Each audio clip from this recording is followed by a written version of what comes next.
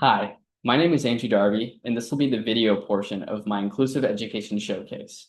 This will be on grades 9 through 12 and for a speech or language impairment.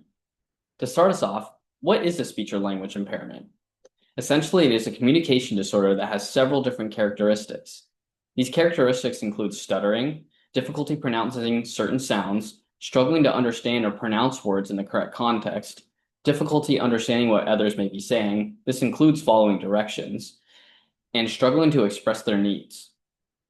The causes of a speech or language impairment include hearing loss, neurological disorders, injury to the brain, abuse of substances, or some sort of physical impairment.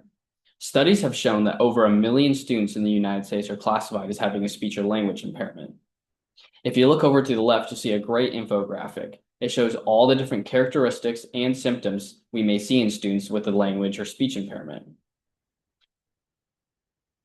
How will a speech or language impairment affect a student during the school day, and how will it affect their peer relationships?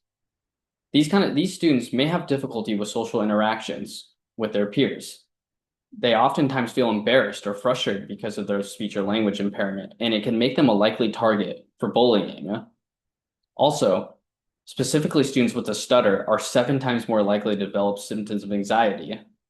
In total, students with a speech or language impairment are far more likely to have an overall lower social emotional function.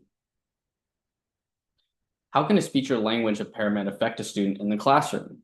Students with a speech or language impairment are more likely to be less engaged in class. They may not want to raise their hand when we are asking questions because they are scared of being made fun of by their peers because of their impairment.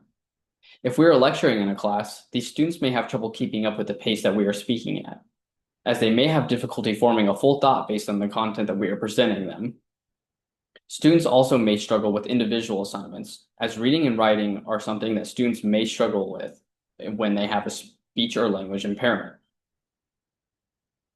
Next is how can we support students with speech or language impairment? So to start off, we need to be patient and we need to allow these students the full time to finish their thought when they are speaking. We also need to remind students in the class that they need to be patient as well, and also let them finish their full thought. We can also use technology to help these students, such as real-time captioning when watching videos, or even voice recognition software that we see on computers. We should be giving these students some extra time when completing their assignments or doing makeup work as well. Lastly, we need to allow these students a choice when it comes to different class projects. Are they most comfortable doing an oral presentation, a written paper, or even an infographic? Giving them the choice will give them a sense of safety and that we are really supporting them in the classroom. And that is all for my presentation. Thank you.